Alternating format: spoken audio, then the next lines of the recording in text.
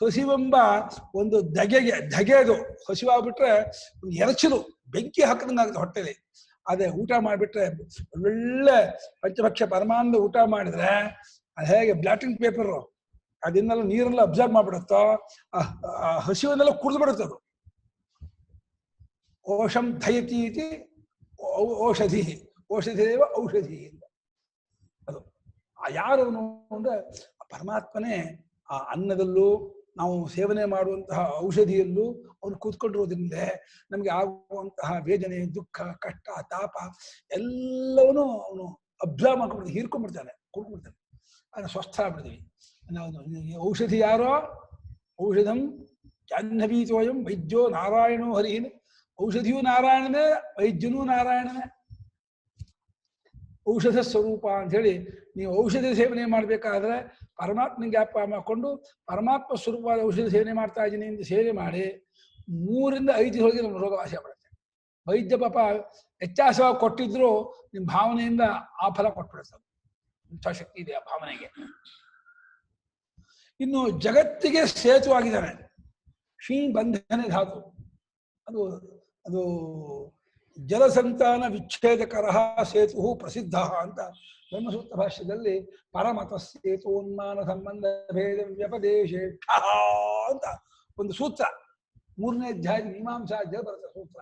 ಅಲ್ಲಿ ಸೇತು ಅಂದರೆ ಶಿಯೋ ಬಂಧನೆ ಅಂತ ಮಧ್ಯ ಮಾತಾಡ್ಕೊಂಡ್ಬಿಡ್ತಾರೆ, ನಮ್ಮನ್ನು ಹಾಸ್ಯ ಮಾಡ್ಬಿಡ್ತಾರೆ. ಇಬ್ರು ಏನು ಗೊತ್ತಿಲ್ಲ ಏನೋ ಮಾತಾಡ್ಬಿಡ್ತಾರೆ ಅಂತ ಹೇಳ್ಬಿಟ್ರಪ್ಪ ತಪ್ಪು ಹೇಳಿದ್ರೆ ತಿದ್ಕೋತೀನಿ. ಏನೋ ಇದ್ದೆ ನಾನು ಹೇಳಿದ ವ್ಯತ್ಯಾಸ ಆಗಿದ್ರೆ ತಿದ್ಕೊಂಡ್ಬಿಡ್ತೀನಿ. ಮದ್ವೆ ಗುಣಗಳ್ಕೊಂಡ್ಬಿಟ್ರೆ ನಂಗೆ ಗೊತ್ತಾಗೋದೇ ಇಲ್ಲ. ಸೇತು ಅಂದೇನೋ ಶ್ರೀ ಬಂಧನೆಗೆ ಸೇತು ಅನ್ನ ಬಂದ ಸಿನೋತಿಗೆ ಸೇತು ಅಂತ ಪ್ರತ್ಯಯ ಪ್ರತ್ಯಯ ಬಂದು ಅದು ಇದಾಗಿದೆ. ಅದನ್ನ ಪೂರ್ತಿ ನೋಡ್ಕೋಬೇಕು ಕರೆಕ್ಟ್ ಏನಾಗಿದೆ ಅಂತ. ಹಾಗಾಗಿ ಜಲಸಂತಾನವನ್ನು ಹೇಗೆ ತಡೆಗಟ್ಟತ್ತೋ ಲೋಕದ ಸೇತು, ಹಾಗೆ ಜಗತ್ತಿನ ವರ್ಣಾಶ್ರಮದ ವ್ಯವಸ್ಥೆಯನ್ನ ತಡೆಗಟ್ತಾನೆ ಪರಮಾತ್ಮ. ಏನೋ ಸುಳ್ಳು ಹೇಳಿದ್ರೆ ಪನಿಷ್ಮೆಂಟ್ ಇದೆ, ನಿನಗೆ ವಧೆ ಇದೆ ಅಂತಾನೆ. ಸಮೂಲೋ ವಾ ಯೇಷ ಪರಿಶುಷ್ಯತಿ ಯೋ ಅನೃತಮಭಿವದತಿ ಶ್ರುತಿ. ಬೇರೆ ಸಮೇತ ಒಣಗಿ ಹೋಗ್ತೀಯಾ, ಚಕ್ಕೆ ಹಾಕಿ ಹೋಗ್ತೀಯ ಸುಳ್ಳು ಹೇಳಿದ್ರೆ ನೀನು. ಸಮೂಲ ನೀನು ನಿನ್ ವಂಶವೆಲ್ಲ ಹಾಳಾಗ್ಬಿಡ್ತಾರೆ. ಸುಳ್ಳನ್ನು ಹೇಳಬೇಡ, ಹಾಗೆ ಹಿಂಸೆ ಮಾಡಬೇಡ, ಪರರಿಗೆ ತೊಂದರೆ ಕೊಡಬೇಡ, ಪರಪೀಡೆ ಮಾಡಬೇಡ, ಮೋಸ ಅನ್ಯಾಯ ಮಾಡಬೇಡ ಅಂತ ಹೇಳಿ ಭಗವಂತ ನಿಯಮವನ್ನು ಹಾಕೋದ್ರ ಮೂಲಕ ಜಗತ್ತಿಗೆ ವ್ಯವಸ್ಥೆ ಮಾಡಿದ್ದಾರೆ. ಎಲ್ಲರೂ ಈ ನಿಯಮವನ್ನು ಪಾಲನೆ ಮಾಡಲೇಬೇಕು. ಅಹಿಂಸಾ ಸತ್ಯಮಸ್ತೇಯಂ ದಶಕಂ ಧರ್ಮ ಲಕ್ಷಣಂ ಧೀರ್ವಿದ್ಯಾ ಸತ್ಯಮಕ್ರೋಧ ಅಂತ ಧರ್ಮಕ್ಕೆ ಲಕ್ಷಣ 10 ಮನುಸ್ಮೃತಿಯಲ್ಲಿ ಹೇಳಿದೆ. ಅದನ್ನು ಭಗವಂತ ಅದನ್ನು ವ್ಯವಸ್ಥೆ ಮಾಡಿ ಇದರಂತೆ ನೀವು ನಡ್ಕೊಳ್ಳಿ, ದೇಶ ಸುಭಿಕ್ಷವಾಗಿರುತ್ತೆ, ನೀವು ನೆಮ್ಮದಿಯಾಗಿರ್ತೀರಾ, ಕಾಲ ಕಾಲ ಮಳೆ ಬೆಳೆ ಬರುತ್ತೆ, ಯಾವ ರೋಗ ರುಜಿನಾದಿಗಳು ಇರೋಲ್ಲ. ನೀವು ಅಧ್ಯಾತ್ಮ ಮಾರ್ಗವನ್ನು ಅವಲಂಬಿಸಿಕೊಂಡ್ರೆ ಜನ್ಮ ಸಾರ್ಥಕವನ್ನು ಮಾಡ್ಕೊಂಡು ಕೃತಾರ್ಥರಾಗ್ತೀರಿ ಅಂತೇಳಿ ಭಗವಂತ ವರ್ಣಾಶ್ರಮ ವ್ಯವಸ್ಥೆ ಜಗತ್ತಿಗೆ ತಂದುಕೊಟ್ಟ. ಇದ್ರಲ್ಲಿ ಯಾವ ಮೇಲಿಕೀಳು ಭಾವನೆ ಅಥವಾ ತಿರಸ್ಕಾರ ಭಾವನೆ ಅದೆಲ್ಲ ಏನೂ ಇಲ್ಲ. ಈ ಮಾಡ್ಕೊಂಡು ಜಗತ್ತಿಗೆ ಸೇತುವಾಗಿದ್ದಾನೆ ಪರಮಾತ್ಮ. ಜಗತ್ತಿನ ವರ್ಣಾಶ್ರಮ ಧಾನ್ಯ ಮಾಡ್ಕೊಂಡವನಾಗಿದ್ದಾನೆ ಏನು ಭಾವನೆ ಮಾಡಬೇಕು. ಇನ್ನು ಅವನ ಪರಾಕ್ರಮ ಎಂಥದ್ದು ಅಂದ್ರೆ ಸತ್ಯವೇ ಪರಾಕ್ರಮ, ಧರ್ಮವೇ ಪರಾಕ್ರಮ. ಸತ್ಯ ಧರ್ಮ ಪರಾಕ್ರಮ. ಸತ್ಯಂಚ ಧರ್ಮಶ್ಚ ಸತ್ಯಧರ್ಮೌ ಸತ್ಯಧರ್ಮವೇವ ಪರಾಕ್ರಮ ಯಸ್ಯ. ಅವುಗಳೇ ಪರಾಕ್ರಮವು ಯಾವನಿಗೂ. ಸತ್ಯ ಪ್ರತಿಜ್ಞಾ ಉತ್ಖಾತ ಲೋಕತ್ರಯ ಕಂಠಕೇಪಿ ಸತ್ಯ ಪ್ರತಿಜ್ಞೆ ಪ್ರವಿಕಥ ಅಂತ ರಾಮ ಸತ್ಯ ಪ್ರತಿಜ್ಞೆ ರಾಮನು ಒಂದು ಪ್ರತಿಜ್ಞೆ ಮಾಡ್ದ ಅಂದ್ರೆ ರಾಮ ಅದು ನಡೆಯುತ್ತದೆ ಅರ್ಥ. ಹಾಗೆ ಭಗವಂತ ಅವನು ಸತ್ಯಂ ವಿಧಾತು ನಿಜ ಭೃತ್ಯ ಭಾಷಿತು ಅನ್ನಲ್ಲ. ನನ್ನ ಭೃತ್ಯ ಹೇಳಿದಂತ ಸತ್ಯ ಮಾಡಬೇಕು ಅಂತ ಹೇಳಿ ತೋರ್ಕೊಂಡ್ ಬಂದ. ನಾನು ಹೇಳ್ಬಿಟ್ಟಿದ್ದೀನಿ ಎಲ್ಲಾ ಕಳೆದು ಇದ್ದೀನಿ ಅಂತ, ಅದನ್ನ ಸತ್ಯ ಮಾಡ್ತಾನೆ ಅವನು. ಈ ಪರಮಾತ್ಮನು ಸ್ವಯಂ ಸತ್ಯ ಸ್ವರೂಪನು, ಸತ್ಯ ರೂಪದಲ್ಲಿ ನಡ್ಕೊಳ್ಳುವವನು ಮತ್ತು ಧರ್ಮಾತ್ಮನು. ಧರ್ಮವನ್ನು ಮೀರಿ ಹೋಗಲ್ಲ ಅವನು. ಯಾವ ಕಾರಣಕ್ಕೂ ಅಧರ್ಮಕ್ಕೆ ಕಾರಣ ಪ್ರೇರಕನೂ ಅಲ್ಲ, ಅಧರ್ಮಕ್ಕೆ ಅವನು ಎಂಕರೇಜ್ ಮಾಡೋದಿಲ್ಲ, ಅದನ್ನು ಒಪ್ಪಲ್ಲ ಅವನು. ಸತ್ಯ ಧರ್ಮವೇ ಅವನ ಪರಾಕ್ರಮ. ಹೀಗಿರ್ತಕ್ಕಂಥವನು ಆ ಪರಮಾತ್ಮ ಅಂತ ಹೇಳಿ ಸತ್ಯ ಧರ್ಮ ಪರಾಕ್ರಮ. ಒಂದಿಷ್ಟು ಹೋಗೋಣ. ಭೂತ ಭವ್ಯ ಭವನ್ನಾಥ ಪವನಃ ಪಾವನೋ ನಲಃ. ಭೂತ ಭವ್ಯ ಭವನ್ನಾಥ ಪವನಃ ಪಾವನೋ ನಲಃ. ಕಾಮಃ ಕಾಮಕರ್ತಾಂತಃ ಕಾಮಃ ಕಾಮಪ್ರದಃ ಪ್ರಭುಃ कामः कामकृत्कान्तः कामः कामप्रदः प्रभुः भूतभव्यभवन्नाथः पवनः पावनो नरः कामः कामकृत्कान्तः कामः कामप्रदः प्रभुः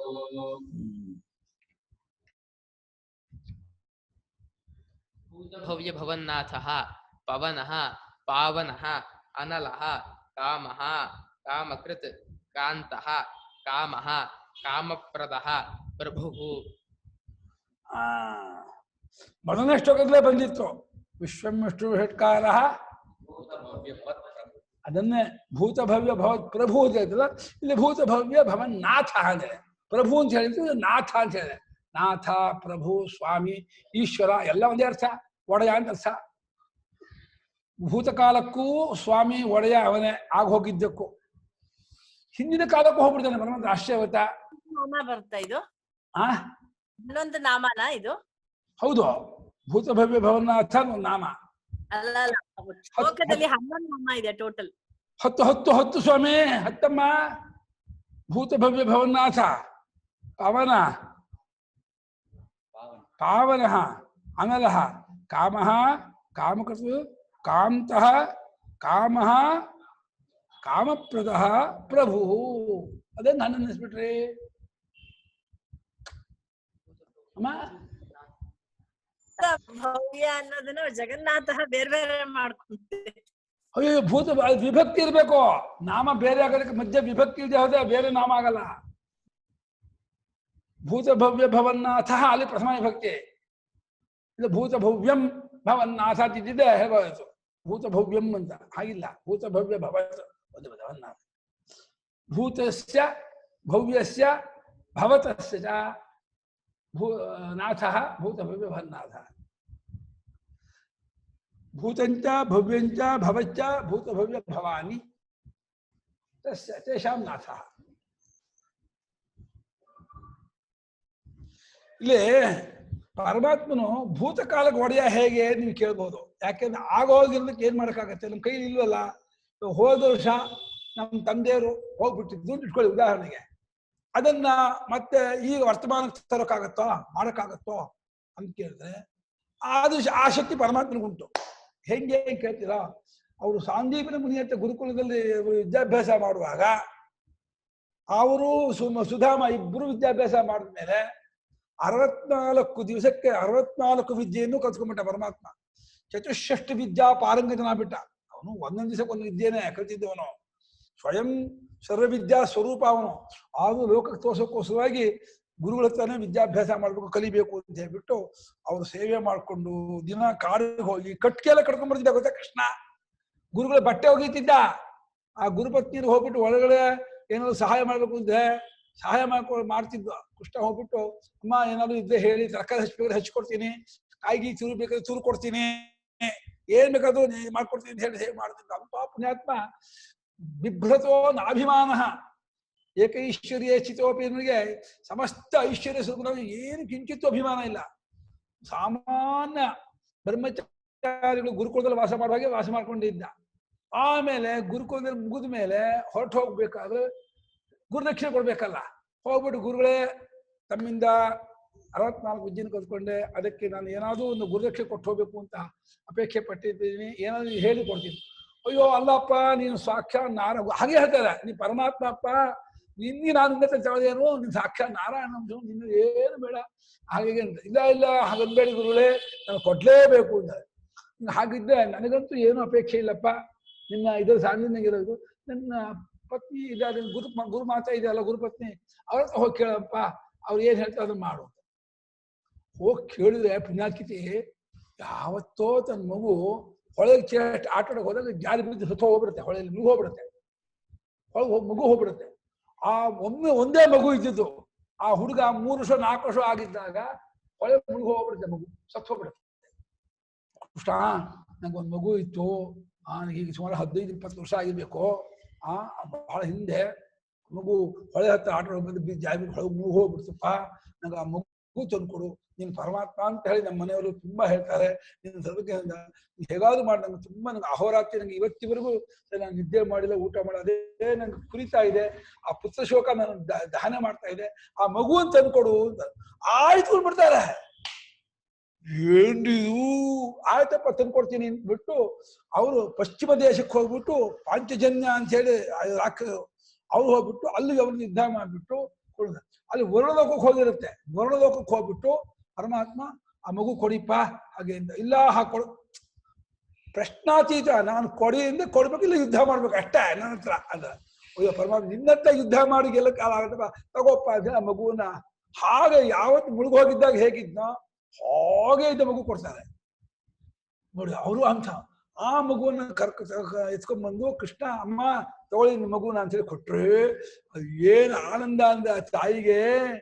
ಆನಂದ ಬಾಷ್ಪ ಗಳಗಳಗಳ ಎರಡು ಕಣ್ಣಲ್ಲೂ ಇಳಿಯ ಶುರು ಆಗ್ಬಿಡ್ತು. ಆ ಮಗು ನೋಡ್ಮೇಲೆ ಹಾಲಿನ ಮಾಡ್ಕೊಂಡು ಏನ್ 10-15 ವರ್ಷದ ಹಿಂದೆ ಸತ್ವಾದ ಮಗುವನ್ನ ತಂದ್ಕೊಟ್ಟ ಅಂದ್ರೆ ಏನ್ ಖುಷಿ ಆಗ್ಬೇಡ, ಏನ್ ಆನಂದ ಆಗ್ಬೇಡ. ಅವನು ಸರ್ವಜ್ಞ ಸರ್ವಶಕ್ತ. ಆ ಬ್ರಹ್ಮ ಆ ಗೋಪರನ್ನು, ವತ್ಸವನ್ನು, ಹಸುಗಳನ್ನು ಅಪಹಾರ ಮಾಡಿದ್ರೆ ಸ್ವಯಂ ತಾನೇ ಎಲ್ಲ ಗೋಪರುವಾಗಿ, ಕರುವಾಗಿ, ಹಸುವಾಗಿ ಈಗೆಲ್ಲ ತೋಳ್ಕೊಂಡ ಅಂದ್ರೆ ಅವನ ಸರ್ವಜ್ಞತ್ವ, ಅವನ ಸರ್ವೇಶ್ವರತ್ವ, ಅವನ ವಿಭೂತಿಯನ್ನ ಏನು ಅಂತ ಹೇಳೋಣಮ್ಮ. ನಮ್ಮ ಈ ಚರ್ಮ ಬಾಯಲ್ಲಿ ಅವನ್ನ ವರ್ಣನೆ ಮಾಡಕ್ಕಾಗತ್ತಾ? ಇದರಿಂದ ಅವನ್ನ ಸ್ತುತಿ ಮಾಡಕ್ ಸಾಧ್ಯವಾ? ಅರ್ಥ ಮಾಡ್ಕೊಳಕ್ಕೆ ಆಗಲ್ಲ, ಹೇಳೋದಿರ್ಲಿ. ಅಂತ ಪರಮಾತ್ಮ ಅವನು ಭೂತ ಭವ್ಯ ಭವನ್ನಾದ. ಮುಂದೇನಕ್ಕೂ ಮುಂದೆ ಏನಾಗತ್ತೆ ಅಂತ ಅವನು ಗೊತ್ತು, ಹಿಂದೆ ಏನಾಯ್ತು ಅಂತ ಗೊತ್ತು, ಈಗ ಏನಾಗ್ಬೇಕು, ಹೇಗ್ ನಡೀಬೇಕು ಎಲ್ಲಕ್ಕೂ ತ್ರಿಕಾಲ ಜ್ಞಾನಿ, ತ್ರಿಕಾಲೇಶ್ವರ ಅವನು. ಕೇಳಿದ್ನ ಆ ಮಗುಗೆ ಇನ್ನೊಂದ್ ಜನ್ಮ ಬಂದಿರ್ಲಿಲ್ವಾ ಅಂತ? ಇಲ್ಲ, ಅದು ಯಾವುದೋ ಕಾರಣಕ್ಕೆ ಹೊರಡೋದವರು ಅದು ಇದು ಅಂತ ಹೇಳಿ ತಗೊಂಡ್ಬಿಡ್ತಾರೆ, ಕಿಡ್ನಾಪ್ ಮಾಡ್ಬಿಡ್ತಾರೆ.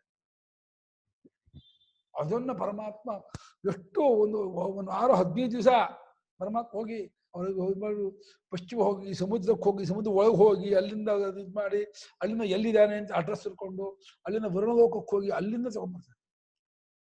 ಏನ್ ಪರಮಾತ್ಮ ಆ ಕಷ್ಟಪಟ್ಟಿದ್ರಿಂದ ಪರಮಾತ್ಮ ಆ ಮಗು ತೋರಕ್ಕೆ ಅಲ್ಲೇ ಸತ್ಯ ಸಂಕಲ್ಪನಾಗಿ ಆ ಮಗುವನ್ನ ಹೇಗೆ ಅಲ್ಲೇ ತಲೆ ಮಾಡಿ ಕೊಟ್ಬಿಡೋದು. ಹಂಗ್ ಮಾಡ್ಲಿಲ್ಲ. ಗುರುದಕ್ಷಿಣೆ ಕೊಡ್ಬೇಕು ಅಂದ್ರೆ ನಮ್ಮ ಕೊಡ್ತೀವಿ. ಆ ತಾಯಿನೂ ಹೆಂಗಾಗ್ಬಿಟ್ರ ಹುಡುಗ್ಲ 15 ವರ್ಷ? ಇಲ್ಲ ತಾಯಿ ಹಾಗೇ ಇದ್ರು. ತಾಯಿ ಹೆಂಗ್ ಮಾಡಕ್ ಅವ್ರು ಕೇಳಿಲ್ಲ, ಅದನ್ನ ಮಗು ಹೇಗಿದೆ ಹಾಗೆ ತಂದ್ಕೊಡು ಅಂದ್ರೆ ತಂದ್ಕೊಟ್ರು. ಅಲ್ಲ ಸಾಕೋ ಕಷ್ಟ ಆಗತ್ತಲ್ಲ ಬದುಕಿಗೆ. ಏನು ಕಷ್ಟ ಆಗಲ್ಲ. ಅದ ಬಳ್ಳಿಗೆ ಕಾಯಿ ಭಾರವೇ. ಇಲ್ಲ ಇಲ್ಲ ಹಾಗಲ್ಲ, ವಯಸ್ಸಾದ ಭಾವ ಇಲ್ಲ. ಎಷ್ಟಾದ್ರು ಮಗ ಅಂದ್ರೆ ಅದು ಇಡೋಕ್ ಜಾಗನೇ ಇಲ್ಲ. ಅದು ಎಲ್ಲಕ್ಕಿಂತಲೂ ಗಂಡನು ಎರಡನೇವನು, ಫಸ್ಟ್ ಮಗ. ಗುರುಗಳೇ ದೇವಕಿಗೂ ಇದೇ ತರ ಎಲ್ಲಾ ಮಕ್ಳು ತರ್ಸ್ಕೊಟ್ಟ ಅಂತ ಒಂದಿದೆ ಅಲ್ವಾ? ತೋರಿಸ್ತಾ ಅಂತಿದೆ, ತಂದ್ಕೊಡ್ಲಿಲ್ಲ. ತೋರ್ ನಿಮ್ಮ ಮಕ್ಕಳನ್ನ ಈ ಅದನ್ನ ಅದು ತೋರಿಸ್ತಾ ಅಂತ ಇದೆ. ಅಷ್ಟೇ, ಯೋಚನೆ ಮಾಡಬೇಡ. ಅವ್ರಿಗೆ ಅಷ್ಟೇ ಆಯುಷ್ಯ ಇದ್ದಿದ್ದು, ಅವ್ರು ಅದಕ್ಕಾಗಿಯೇ ಬಂದಿದ್ದು ಅಂತ ಹೇಳ್ಬಿಟ್ಟು ಇವನ ಪಾಪದ ಕೊಡ ತುಂಬಬೇಕಲ್ಲ ಕಂಸನ ಪಾಪ ಕೊಡ ತುಂಬಿಸೋಕ್ಕೋಸ್ಕರ ಅದೆಲ್ಲ ಬಂದ್ರು. ಪಾಪದ ಕೊಡ ತುಂಬಿದ ಮೇಲೆ ಪರಮಾತ್ಮ ಬಂದು ಸಂಹಾರ ಮಾಡಿದ. ಏನೇ ಇದು ಮಾಡಕ್ಕೆ ಆಗಲ್ಲ. ಮುಂಚೆ ಪಾಪದ ಕೊಡ ತುಂಬ್ದೇನೆಯೇ, ಕಾಲ ಬರ್ದೇನೆಯೇ ಮುಂಚೆನೆ ಸಂಹಾರ ಮಾಡಕ್ ಬರೋಲ್ವಲ್ಲ. ಹಾಗೆ ತ್ರಿಕಾಲ ಜ್ಞಾನಿ, ತ್ರಿಕಾಲೇಶ್ವರ, ಭೂತಭವ್ಯ ಭವನ್ನಾಥ ಅಂತ ಅಂದ. ನನಗೆ ಒಡೆಯನು, ಸಮರ್ಥನು ಅಂತ. ಇನ್ನು ಪವನಃ, ಪವನ ಅಂದ್ರೆ ಪೂಂಗ್ಯಜೋಶ್ಯಾನ್ ಪವನ ಅಂದ್ರೆ ಪವಿತ್ರ ಕರ್ಮ ಒಂದು. ಪವನ ಅಂದ್ರೆ ಗಾಳಿ ಅಂತ ಅರ್ಥ ಇದೆ. ವಾಯು ರೂಪದವನು ಅಂತ. ವಾಯು ನಮ್ಮೆಲ್ಲರ ಜೀವನಕ್ಕೆ ಹೇತು ಕಾರಣ. ವಾಯು ಇದ್ರೆ ನಾವು ಯಾರು ಬದುಕೋದೇ ಇಲ್ಲ. ಅಂತ ವಾಯು ರೂಪದಿಂದ ನಮ್ಮೆಲ್ಲರ ಬದುಕಿಗೆ ಕಾರಣ ಇದ್ದಾನೆ. ಗಾಳಿ ರೂಪದವನಾಗಿದ್ದಾನೆ ಪರಮಾತ್ಮ ಅಂತ ಪವನ. ಪವನ ಸ್ವರೂಪ, ವಾಯು ಸ್ವರೂಪ ಅಂತ. ಪವತೆ ಇದು ಪವನ, ಶುದ್ಧಗೊಳಿಸುವನು ಅಂತ ನೋಡ್ಸಬಹುದು. ಪಾವನ ಸ್ವಯಂ ಶುದ್ಧೀಕರಣ, ಶುದ್ಧಿಯನ್ನು ಉಂಟು ಮಾಡುವ ಆತನು ಶುದ್ಧಿ ಸ್ವರೂಪನೂ ಹೌದು. ಪಾವಯತಿ, ಪವಿತ್ರನೂ ಹೌದು. ಪಾವಯತಿ, ಶುದ್ಧಿಯನ್ನು ಉಂಟು ಮಾಡುವನು ಹೌದು. ಅದು ವಾಯುರಹಿತಸ್ಯ ಪವಯಿತ ಸ್ವದಯಿತ ಅಂತ ಹೇಳಿ ವಾಯು ರೂಪದಿಂದ ಬೀಸಿ ಬೀಸಿ ಏನೇ ದುರ್ವಾಸನೆ ಇದ್ರು, ಏನೇ ಕೆಡ್ತಿದ್ರು ಎಲ್ಲ ಶುದ್ಧಿ ಮಾಡ್ಬಿಡ್ತಾನೆ ಅಂತ.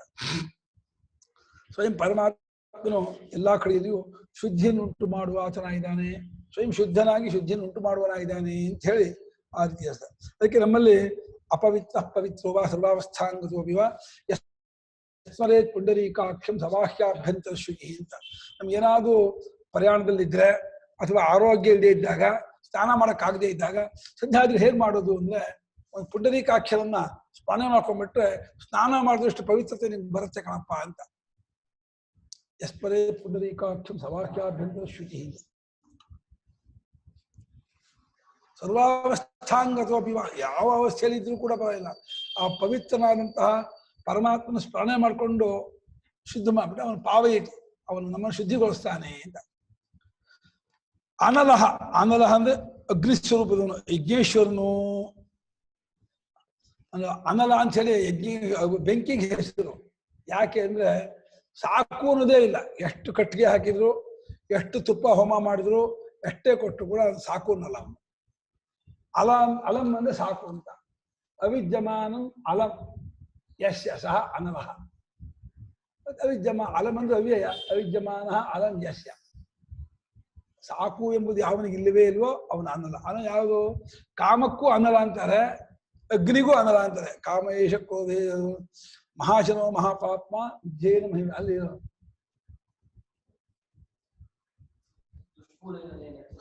ದುಷ್ಪೂರೇಣ ಅನಲೇನ ಚ, ಕಾಮಕ್ಕೆ ಅನಲ ಅಂತ ಹೆಸರುಬಿಟ್ಟೆ ಪರಮಾತ್ಮ. ತುಂಬಕ್ಕೂ ಆಗಲ್ಲ, ಸಾಕು ಅನ್ನೋದೇ ಇಲ್ಲ ಅಂಥದ್ದು ಕಾಮ. ಯಜ್ಞೇಶ್ವರನು ಹಾಗೆ ಅನಲ, ಅವನು ಬೆಂಕಿ. ಆ ಸ್ವರೂಪದವನು ಪರಮಾತ್ಮನೇ ಆಗಿದ್ದಾನೆ. ಬೆಂಕಿ. ಇನ್ನು ಯಾರು ಅನನ್ಯ ಪ್ರೇಮದಿಂದ ಪರಮಾತ್ಮನ ಆರಾಧಿಸ್ತಾರೋ ಅವರ ಕಾಮವನ್ನು ಕೊಂದಾಕ್ಬಿಡ್ತಾನೆ. ಕಾಮಾನ್ ಹಂತೀತಿ ಕಾಮಃ. ನಮ್ಮ ಕಾಮವನ್ನೇ ಇಲ್ಲದೇ ಇರೋ ಹಾಗೆ ಮಾಡ್ಬಿಡ್ತಾನೆ. ಅಂದ್ರೆ ಕಾಮಕ್ಕೆ ಕಾರಣ ಅಜ್ಞಾನ, ಅಜ್ಞಾನ ತೆಗೆದುಹಾಕ್ಬಿಡ್ತಾನೆ. ಅಜ್ಞಾನ ಹೋಯ್ತು ಅಂದ್ರೆ ಕಾಮ ಇರೋದಿಲ್ಲ. ಇಲ್ಲ ಯಾರಾದ್ರೂ ಲೌಕಿಕರಾಗಿ ನಮ್ಗೆ ಏನಾದ್ರು ಬಯಸ್ಬೇಕು ಅಂದ್ರೆ ಕಾಮವನ್ನು ಉಂಟು ಮಾಡ್ತಾನೆ. ಕಾಮಕೃತ. ಕಾಮ ಬಯಕೆ ಅಪೇಕ್ಷೆ ಉಳ್ಳವರಾಗಿ ಸಂಸಾರರಾಗಿದ್ದು ಇವು ನಮ್ಗೆ ತುಂಬಾ ಏನೇನೋ ಪಡ್ಕೋಬೇಕು ಆಗ್ಬೇಕು ಅಂತ ಅಪೇಕ್ಷೆ ಇದೆಯಪ್ಪ ಅಂದ್ರೆ ಆಯ್ತು, ಪಡ್ಕೊಳ್ಳಿ ಬಯಸ್ಕೊಳ್ಳಿ ಅಂತ ಹೇಳಿ ಅವರಿಗೆ ಬಯಕೆಯನ್ನು ಉಂಟು ಮಾಡುವನು ಆಗಿದ್ದಾನೆ. ಮುಮುಕ್ಷುಗಳಿಗೆ ಕಾಮವನ್ನ ನಾಶ ಮಾಡುವನು ಆಗಿದ್ದಾನೆ. ಕಾಂತ, ಕಾಂತ ಅಂದ್ರೆ ಒಡೆಯನು, ಪತಿ ಅಂತ ಅರ್ಥ. ಕಮು ಕಾಂತವು ಧಾತು, ಎಲ್ಲರಿಗೂ ಪ್ರಿಯನಾದವನು, ಇಷ್ಟನಾದವನು, ಒಡೆಯನಾದವನು ಅಂತ ಅರ್ಥ. ಅವನೇ ನಮ್ಗೆ ಅತ್ಯಂತ ಪ್ರಿಯತಮನು ಅವನೇ. ಗೋಪಿಕಾ ಗೀತೆಯಲ್ಲಿ ಪ್ರೇಷ್ಠ ಅಂತ ಹೇಳಿ ಸಂಬೋಧನೆ ಮಾಡ್ತಾರೆ. ಪ್ರೇಷ್ಠ ಅಂದ್ರೆ ಪ್ರಿಯತಮ, ಪ್ರೇಯ ಪ್ರೇಯಾನ್ ಪ್ರೇಷ್ಠ ಅಂತ. ನೀನು ಅತ್ಯಂತ ನಮಗೆ ಪ್ರಿಯತಮನು ನೀನು ಅಂತ ಆ ಗೋಪಿಕಾಸ್ತಿಯರು. ಅಂದ್ರೆ ಈ ವಿಶೇಷದ ಕೃಷ್ಣ ನೀನು ಅರ್ಥ ಮಾಡ್ಕೋಬೇಕು. ನಮ್ಗೆ ನಮ್ಮ ಗಂಡಂದ್ರು ಬೇಡ, ನಮ್ಮ ಮಕ್ಕಳು ಬೇಡ, ನಮ್ಮ ಮನೆ ಬೇಡ, ನಮ್ಮ ಸಂಪತ್ತು ಬೇಡ, ನನಗೆ ನೀನೇ ಪ್ರಿಯತಮ. ನನಗೆ ನಿನಗೋಸ್ಕರವಾಗಿ ಎಲ್ಲವನ್ನೂ ಬಿಟ್ಟು ಬಂದಿದ್ದೀವಿ, ನೀನು ನಮ್ಮನ್ನು ಕೈ ಬಿಡ್ಬೇಡ, ನಮ್ಮನ್ನು ನೀನು ಉದ್ಧಾರ ಮಾಡಬೇಕು ಅಂತ ಹೇಳಿ ಪ್ರೇಷ್ಠ ಅನ್ನೋ ಒಂದು ವಿಶೇಷಣದಿಂದ ಪರಮಾತ್ಮ ಸ್ತೋತ್ರ ಮಾಡ್ತಾರೆ.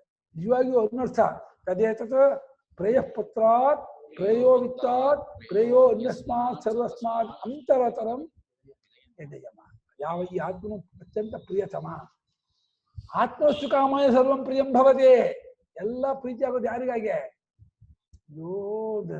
ನಿನಗಾಗಿ ನಾನು ಅಂದ್ರೆ ನನಗಾಗಿರುವ ನೀನು ಇದೆಯಲ್ಲ, ನನಗಾಗಿರುವಂತ ನಿನಗೆ ನಾನು, ನನಗಾಗಿ ನಾನು ಅಂತ ಇದ್ದೀನಿ ಹೊರತು ಬರೀ ನಿನಗಾಗಿ ನಾನಲ್ಲ, ನನಗಾಗಿರುವ ನಿನಗೆ, ನಿನಗಾಗಿ ನಾನು ಅಂತ ಇದ್ದೀನಿ ಕೆಲಸ. ನನ್ನವನಾಗಿರೋ ನಿನಗೆ, ನಿನಗಾಗಿ ನಾನು ಅಂತ ಇದ್ದೀನಿ ಹೊರತು ಬರೀ ನಿನಗಾಗಿ ನಾನಿಲ್ಲ. ನಿನಗಾಗಿ ನಾನಿರುವುದು ಅಲ್ಲ, ಸುಳ್ಳು. ನಾನೇ ಫಸ್ಟ್, ನಾನೇ ಅತ್ಯಂತ ಪ್ರೇಮ ಇದು ಕೇಂದ್ರ. ಕಾಂತನು ಅತ್ಯಂತ ಪ್ರಿಯತಮನು, ಇಷ್ಟಪಡಬೇಕಾದಂಥವನು. ಸ್ವಯಂ ಕಾಮಸ್ವರೂಪವನೇ. ಧರ್ಮ ವಿರುದ್ಧೋ ಭೂತೇಶು ಕಾಮೋಸ್ತಿ ಭರತ ಋಷಭ ಅಂತ ಭಗವಂತ ಹೇಳಿದ್ರೆ, ಕಾಮದ ಅಂದ್ರೆ ಧರ್ಮಕ್ಕೆ ಅವಿರುದ್ಧವಾದ ಕಾಮಸ್ವರೂಪವು ಪರಮಾತ್ಮ ಸ್ವರೂಪವೇ. ಅಂದ್ರೆ ಅವ್ರಿಗೆ ಹೇಳಿದ್ರೆ ಸನ್ಯಾಸಿಗಳ ಒಂದು ಭಿಕ್ಷಾಚರ್ಯ ಏನಿದೆ ಅದು ಕೇವಲ ಕ್ಷುದ್ ನಿವೃತ್ತಿಗಾಗಿ, ಹಸಿವು ನಿವೃತ್ತಿಗಾಗಿ ಮಾಡುವಂತಹ ಒಂದು ವ್ಯಾಪಾರ. ಅದನ್ನ ಬಯಕೆ, ಅದನ್ನ ಆ ಕಾಮ ನಾನಾಗಿದ್ದೀನಿ ಇಲ್ಲ.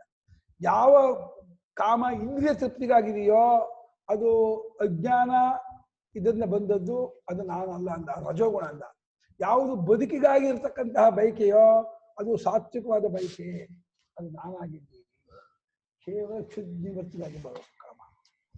ಕಾಮಪ್ರದ ಕಾಮಿತಾನ್ ಪದದಾತಿ. ಕಾಮಪದ ನಮ್ಮ ಇಷ್ಟಾರ್ಥವನ್ನು ಕೊಡುವಾತನು ಅಂತ. ಯಾವ್ಯಾವ ಭಕ್ತರು ಏನೇನು ಬಯಸಿಕೊಂಡು ಅವನ್ನ ಆರಾಧನೆ ಮಾಡ್ತಾರೋ ಅದ್ರಿಗೆ ಆಯಾಯ ಇಷ್ಟಾರ್ಥವನ್ನ ಪೂರೈಸುವವನು ಅಂತ. ಎಲ್ಲ ಇದನ್ನು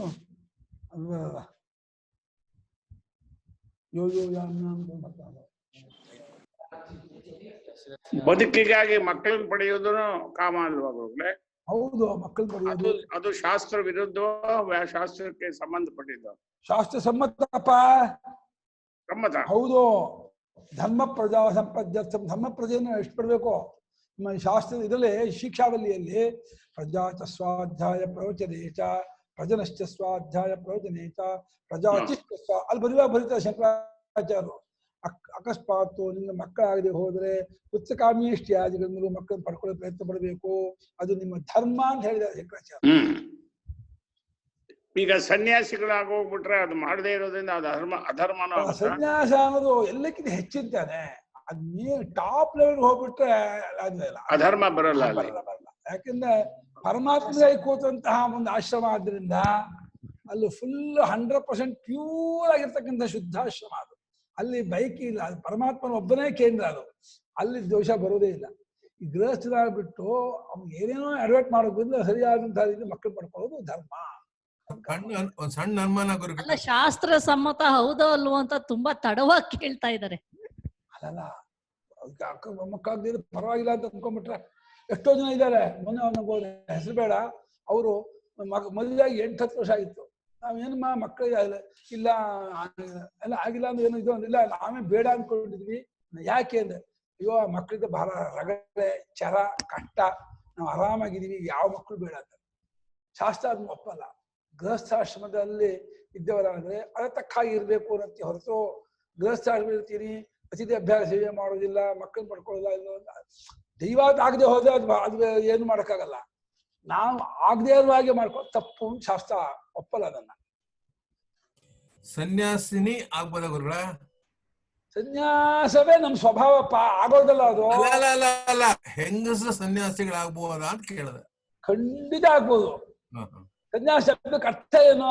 ಎಲ್ಲ ಬಿಡೋದು ಅಂತ, ಕಾಯಿ ಬಟ್ಟೆ ಹೊಡೋದಲ್ಲ, ಎಲ್ಲ ಬಿಡೋದು ಅಂತ.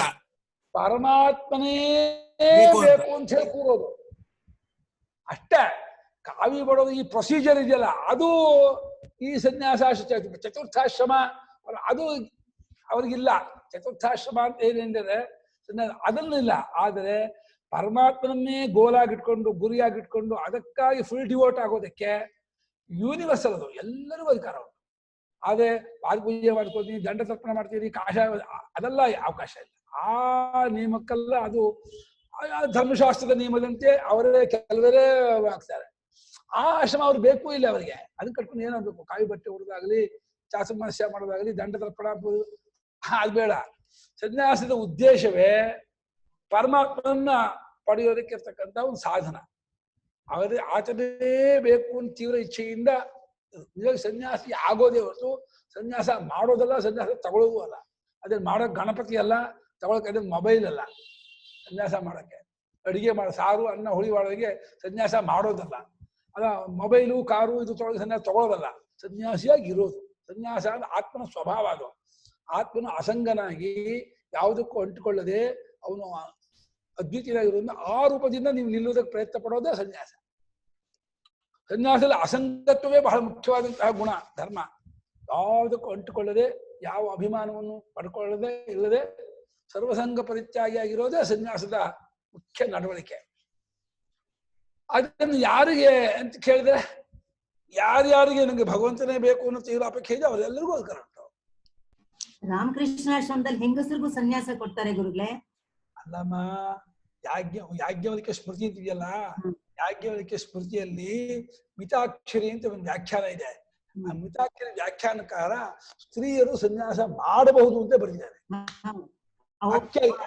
ಅವರಿಗೆ 5 ವರ್ಷಕ್ಕೆ ಒಬ್ಬರಿಗೆ ಗಾಯತ್ರಿ ಉಪದೇಶ ಮಾಡಿ. ಎಲ್ಲೂ ಹೇಳಿಲ್ಲ ಇದುವರೆಗೆ, ಅದನ್ನ ನೋಡಿದೀನಿ. ಅದು ಮಾತ್ರ ಇದು ಹೇಳಿದ್ರೆ ತುಂಬಾ ಕಾಂಟ್ರವರ್ಸಿ ಆಗುತ್ತೆ ಅಂತ ಹೇಳ್ಬಿಟ್ಟು 5 ನಿಮಿಷ ಹೇಳಿಲ್ಲ. ಅದು ಮಿತಾಕ್ಷರಿ ವ್ಯಾಖ್ಯಾನಕಾರ ಅವರಿಗೆ ಮಾಡೋಕೆ ಅವಕಾಶ ಉಂಟು ಅಂತ. ಆದರೆ ಸಂಪ್ರದಾಯದಲ್ಲಿ ಎಲ್ಲೂ ಅದನ್ನು ಆಚರಣೆ ಇಟ್ಕೊಂಡಿಲ್ಲ, ಅದು ಬಂದಿಲ್ಲ, ಆ ವಿಷಯ ಬೇರೆ. ಒಟ್ಟ ಮೇಲೆ ಆ ಪುಣ್ಯಾತ್ಮ ಎಲ್ಲಿಂದ ಉಲ್ಲೇಖ ಮಾಡಿ ಅದನ್ನ ತಗೊಂಡ್ಬಂದು ಗೊತ್ತಿಲ್ಲ. ಒಟ್ಟ ಮೇಲೆ ವ್ಯಾಖ್ಯಾನ ಬರೆದು ಬಿಟ್ಟಿದ್ದಾರೆ. ಯಾರ ಗುರುಗಳೇ ಅವರು? ಆ ಯಾರು ವ್ಯಾಖ್ಯಾನಕಾರರು? ವಿಜ್ಞಾನೇಶ್ವರ ಅಂತ ಹೆಸರು. ಆ ಮಿತಾಕ್ಷರಿ ಅಂತ ವ್ಯಾಖ್ಯಾನದ ಹೆಸರು. ವ್ಯಾಖ್ಯಾನದ ಹೆಸರೇ ಮಿತಾಕ್ಷರಿ. ವಿಜ್ಞಾನೇಶ್ವರ ಅಂತ ಹೇಳಿ ಅವನು ಪಂಡಿತ ವಿದ್ವಾಂಸ. ಅವನು ಯಾಜ್ಞವಲ್ಕ್ಯ ಸ್ಮೃತಿಗೆ ವ್ಯಾಖ್ಯಾನ ಮಾಡುವಾಗ ಒಂದು ಕಡೆಯಲ್ಲಿ ಸ್ತ್ರೀಯರು ಸನ್ಯಾಸಾಶ್ರಮವನ್ನು ತಗೋಬಹುದು ಅಂತ ಒಂದು ವಾಕ್ಯ. ನಾನು ಅದನ್ನು ಕೇಳಿದೆ ನಮ್ಮ ಗುರುಗಳ ಹತ್ರ. ಅಲ್ಲ, ಸ್ತ್ರೀಯರು ಸನ್ಯಾಸಾಶ್ರಮ ತಗೊಂಡ್ರೆ ಯಾಕೆ ಏನೇ ಮ್ಯೂಟ್? ಇಲ್ಲ ಇಲ್ಲ, ನಮ್ಗೆಲ್ಲ ಕೇಳಿಸ್ತಾ ಇದೆ. ಹಾ, ಇವಾಗ ಕೇಳಿಸ್ತಾ ಇದೆಯಾ ಅಮ್ಮ? ಈಗ ಕೇಳಿಸ್ತಾ ಇದೆಯಾ? ಕೇಳಿಸ್ತಾ ಇದೆ ಗುರುಗಳೇ. ಯಾರು ಮ್ಯೂಟ್ ಮ್ಯೂಟ್ ಮಾಡ್ತಾ ಇದ್ದಾರೆ? ನಂದನೆ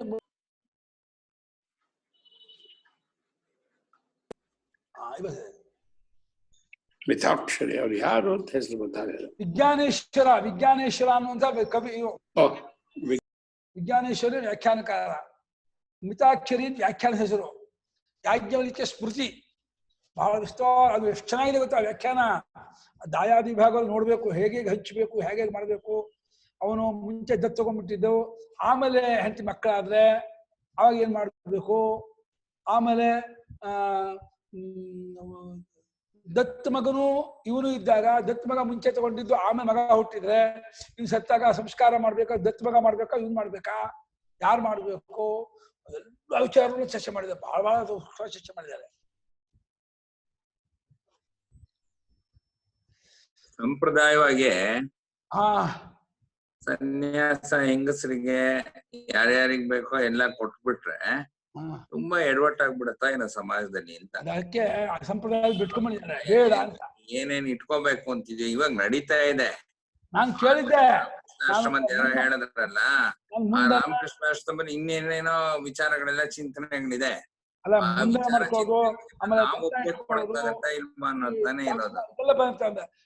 ಅದು ಸನ್ಯಾಸಾಶ್ರಮ ಸೇರಿಯಲ್ಲ. ಸನ್ಯಾಸ ಧರ್ಮ ಅಲ್ಲೆಲ್ಲ.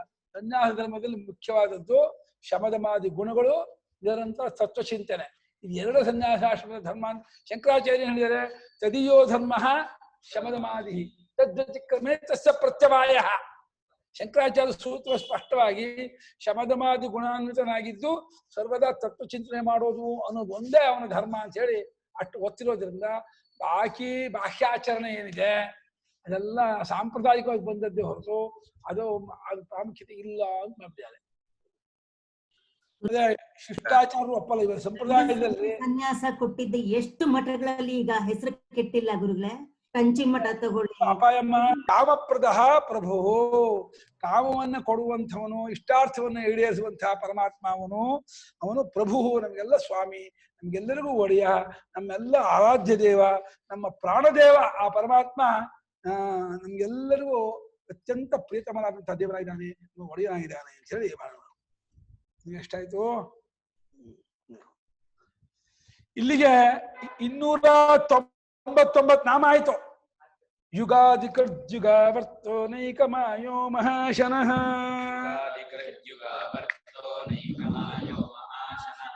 ಅದೃಶ್ಯೋ ವ್ಯಕ್ತರೂಪಶ್ಚ ಸಹಸ್ರಜಿತ್ ಅನಂತಜಿತ್.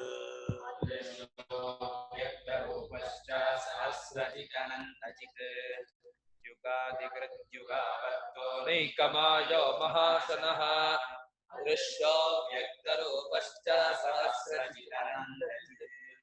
ಯುಗಾದಿಕೃತ ಯುಗಾದಿವರ್ತಃ. ಯುಗಾದಿಯಲ್ಲಿದೆ ಯುಗಾದಿಕೃತಃ ಯುಗಾದಿಕೃತ ಯುಗಾವರ್ತಃ ನೈಕಮಾಯಃ ಮಹಾಶನಃ ದೃಶ್ಯಃ ವ್ಯಕ್ತರೂಪಃ ಚ ಸಹಸ್ರಜಿತ್ ಅನಂತಜಿತ್.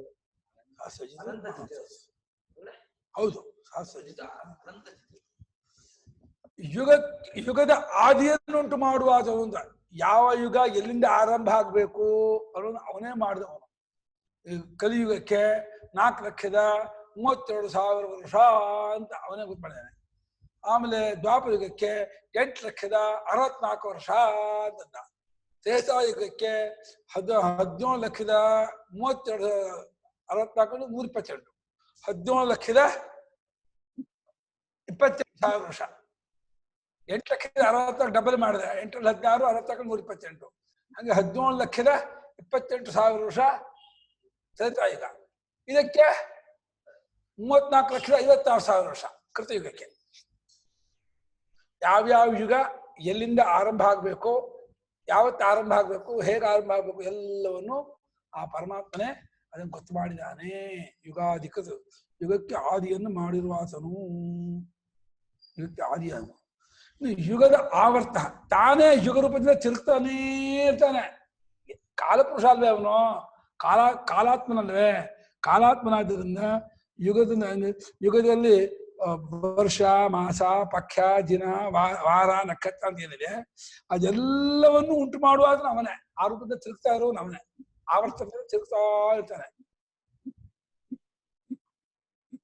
ಶಬ್ದ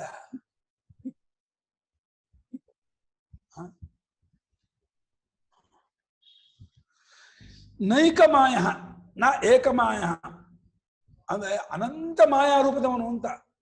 ಅವನ ಮಾಯಾ ರೂಪ ಎಷ್ಟು ಅಂತ ಕೇಳಿದ್ರೆ ಲೆಕ್ಕ ಮಾಡಕ್ಕೆ ಒಂದು ಮಾಯ ಇಲ್ಲ. ಒಂದೊಂದು ನಮ್ಮ ತಂದೆ ಹೇಳಿದವರು, ನಮ್ಮ ಬಾಲ್ಯದಲ್ಲಿ ಇದ್ದಾಗ ಸಿನಿಮಾ ಹೋಗ್ತಾ ಇದ್ವಿ ಕೆಲವು ಜನ ಹುಡುಗರು ಸ್ನೇಹಿತರು. ನಮ್ಗೆ ಆ ಬಾಲ್ಯಲ್ಲಿದ್ದಾಗ ಚಪಲ, ನಾವು ಸಿನಿಮಾ ಹೋಗ್ಬೇಕು ಅಂತ. ಏನ್ ನೋಡ್ಬೇಕು ಸಿನಿಮಾದಲ್ಲಿ ಎಂತದೋ ಅಂದ ಏನೋ ತೋರಿಸ್ತವ್ರು. ಅಲ್ಲ ಜಗತ್ತೇ ಒಂದು ಸಿನಿಮಾ ಅಲ್ವನೋ, ಇದಕ್ಕಿಂತ ಈ ನೋಡು ಅಡಿಕೆ ಮರ ಹೇಗಿದೆ ನೋಡು, ಎಷ್ಟು ಎತ್ತರ ಹೋಗಿದೆ ಈ ಮೂರಲ್ಲಿ. ತೆಂಗಿನ ಮರ ಹೇಗಿದೆ ನೋಡು, ಮಾವಿನ ಮರ ನೋಡು ಹೇಗಿದೆ ನೋಡು, ಆಕಾಶ ಹೇಗ್ ಮಾಡಿದ ನೋಡು, ನೀರು ಹೇಗಿದೆ ನೋಡು, ಒಂದೊಂದು ಅದ್ಭುತ ಆಗಿದೆಯಲ್ಲೋ. ಇದಕ್ಕಿಂತ ದೊಡ್ಡ ಸಿನಿಮಾ ತೋರ್ಸೋಕ್ಕಾಗತ್ತಾನೋ? ಪ್ರಪಂಚವೇ ದೊಡ್ಡ ಸಿನಿಮಾ ಅಲ್ವನೋ. ಇನ್ನೂ ಹೇಳಿದ್ರೆ ಕನಸು, ಪ್ರತಿನಿತ್ಯ ಅವನ ಕನಸಿನಲ್ಲಿ ಎಂತೆಂತ ಹೇಳಿ ತೋರಿಸ್ತಾನೆ. ಒಂದು ರೀಲ್ ಬಿಡ್ತಾನೆ ಇರ್ತಾನೆ, ನೋಡ್ತಾನೆ ಎಷ್ಟು ಬಿಡ್ತಾನೆ. ಇದು ಇಷ್ಟು ದೊಡ್ಡ ಸಿನಿಮಾ ಯಾರಿಗೂ ತೋರ್ಸೋಕ್ಕಾಗಲ್ಲ. ಇದು ನಿಮ್ಗೆ ಯಾವ ಬೇಕಾದ್ರೂ ನೋಡ್ಬೋದು, ಯಾವ ಬೇಕಾದ್ರೂ ಬಿಡ್ಬೋದು. ಇದಕ್ಕೆ ದುಡ್ಡು ಕಟ್ಟಬೇಕಾಗಿಲ್ಲ, ಇದಕ್ಕೆ ರಿಸ್ಟ್ರಿಕ್ಷನ್ ಇಲ್ಲ. ಅದಕ್ಕೆ ದುಡ್ಡು ಕಟ್ಟಬೇಕು, ಕೂತ್ಕೋಬೇಕು. ಅವ ಚೆನ್ನಾಗಿಲ್ಲ ಅಂತಂದ್ರು ಎದ್ದು ಹೋಗೋಕ್ ಬರಲ್ಲ, 3 ಗಂಟೆ ಕೂತ್ಕೊಳ್ಳೇಬೇಕು, ದುಡ್ಡು ಕೊಟ್ಟು ದುಃಖ ತಗೋಬೇಕು. ಇದು ಅಂಥ ಸಿನಿಮಾ ಅಲ್ಲ. ಪರಮಾತ್ಮ ತೋರಿಸೋ ಸಿನಿಮಾ ಬಹಳ ದೊಡ್ಡ ಸಿನಿಮಾ. ಅದಕ್ಕೆ ಯಾವ ಕಾಲದ ರಿಸ್ಟ್ರಿಕ್ಷನ್ ಇಲ್ಲ, ದುಡ್ಡು ಕೊಡ್ಬೇಕಾಗಿಲ್ಲ, ಯಾವುದೇ ಬಂಧನ ಇಲ್ಲ, ಏನಿಲ್ಲ. ಅದ್ಭುತವಾದ ಸಿನಿಮಾ ಇದು. ಈ ಸಿನಿಮಾ ಯಾರಿಗೂ ತೋರ್ಸೋಕ್ಕೂ ಆಗಲ್ಲ ಅನ್ನೋರು. ನಿಜವಾಗಿ ಏಕಮಾಯ, ಅನೇಕ ಮಾಯನವನು, ಅನೇಕ ರೂಪವಾಗಿ ತೋರಿಕೆಯಿಂದ ಕೂಡ್ಕೊಂಡವನು ಅಂತ. ಮತ್ತು ಮಹಾಶನಃ ಮಹತ್ ಅಶನಂ ಯಶ ಸಹ. ಇಡೀ ಜಗತ್ತನ್ನೇ ನುಂಗ್ತಾನೆ. ಇಡೀ ಸ್ವಪ್ನವನ್ನೇ ನುಂಗ ಹೆಚ್ಚ ಸ್ವಪ್ನ ನುಂಗ್ಬಿಡ್ತಾನೆ.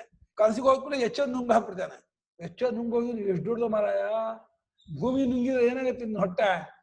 ಏನು ಬೇಡ, ಒಂದು 5-6 ಪಾವದ ಊಟ ಮಾಡೋದು, ಏನಾಗುತ್ತೆ ನೋಡಿ ಹೊಟ್ಟೆ. 5-6 ಪಾವ ಅಕ್ಕಿ ಊಟ ಮಾಡ್ದೇನೆ 2 ಪಾವ 3 ಪಾವ ಊಟ ಮಾಡೋಕ್ಕಾಗಲ್ಲ, ತತ್ತರಿಸಿ ಹೋಗ್ತೀವಿ. ಇನ್ನು ಭೂಮಿನೇ ನುಂಗು ಬಿಡ್ತಾನೆ. ಭೂಮಿ ಒಂದೇ ಅಲ್ಲ, ನೀರು, ತೇಜಸ್ಸು, ವಾಯು, ಆಕಾಶ ಎಲ್ಲ ಲೋಕಗಳು ನುಂಗು ಹಾಕ್ತಾನೆ. ಚೂರು ಅವನಿಗೆ ಎಸಿಡಿಟಿ ಆಗಲ್ಲ, ಎದೊತ್ಕೊಂಬರಲ್ಲ, ತೇಗ್ ಬರಲ್ಲ, ಏನೂ ಆಗಲ್ಲ ಪರಮಾತ್ಮಗೆ. ನಮ್ಗೆ ಸ್ವಲ್ಪ ದೊಡ್ಡ ಊಟ ಬಿಟ್ರೆ ತೇಕಾಭಿಂದಂತಿ ಮೂರ್ಧಾನ ತೂಕ ಬರ್ತಾನೆ ಇರುತ್ತೆ, ಹೊಡೆದೋಗ್ತಾ ಇರುತ್ತೆ.